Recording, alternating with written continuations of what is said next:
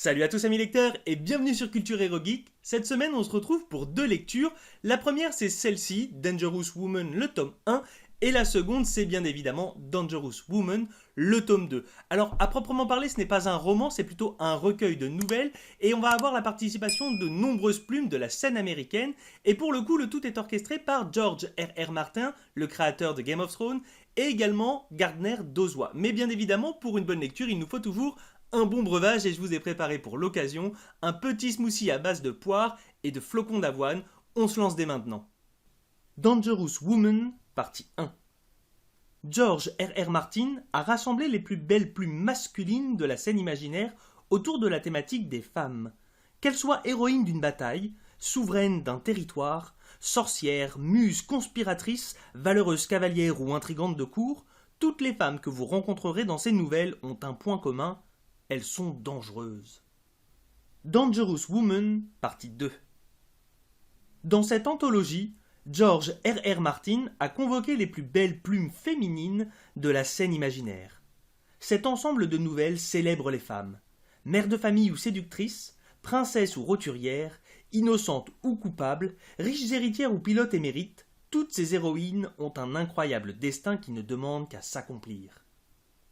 Vous l'aurez sans doute compris, mais découvrir autant de nouvelles plumes diverses et variées, c'est un moyen de justement découvrir si certains auteurs nous attirent plus que d'autres et par la suite aller vérifier un petit peu les œuvres qu'ils proposent de façon générale. C'est un très bon moyen d'appréhender différentes plumes et ça franchement c'était un très bon exercice. Et en plus de ça, il y avait un autre intérêt dans le fait d'avoir les deux tomes, c'était de pouvoir comparer si j'avais plus d'appétence pour les plumes masculines ou pour les plumes féminines de façon générale.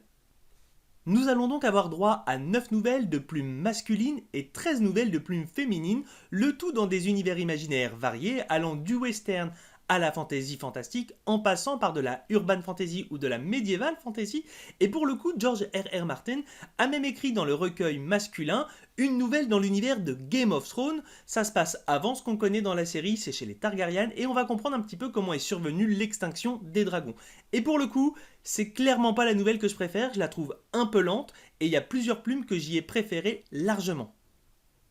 Mais pour le coup, l'intérêt étant de découvrir de nouvelles plumes, j'ai lu l'intégralité des deux recueils et j'ai découvert plus d'une vingtaine de plumes, mélange des deux confondus bien évidemment, et il y a une plume masculine et une plume féminine qui sont sorties du lot selon moi. Pour la plume masculine, c'est Brandon Sanderson et il s'avère que je le connaissais déjà, j'avais lu Justicière et Cœur d'acier du même auteur et j'avais adoré ce qu'il avait proposé, et du coup j'ai pas été étonné que sa nouvelle soit finalement celle que je préfère dans le premier tome, et dans le deuxième, j'ai adoré la plume de Megan Abbott que je ne connaissais absolument pas et j'ai trouvé ça très intéressant la façon dont elle amenait les choses, ça m'a énormément plu. Et pour le coup, difficile à dire si j'ai préféré le tome 1 avec les plumes masculines ou le tome 2 avec les plumes féminines parce que, en vérité, il y a du bon et du moins bon.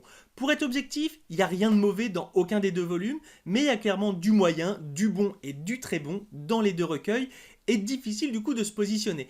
Après, avec du recul, je me suis dit que honnêtement, on me mettrait une nouvelle sous les yeux et on me demanderait de deviner si c'est un homme ou une femme qui a écrit, je n'en aurais aucune idée. Du coup, difficile de réellement se positionner. Quoi qu'il en soit, les deux recueils sont intéressants, chacun a un intérêt bien concret. Je pense que surtout c'est intéressant comparativement, donc autant se procurer les deux. Mais quoi qu'il en soit, c'est de bonne facture, ça n'a rien de transcendant, mais ça reste une lecture agréable.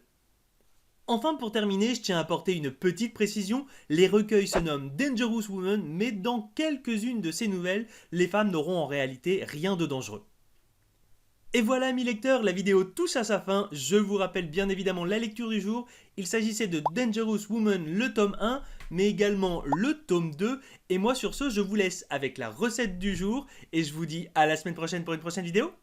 Salut!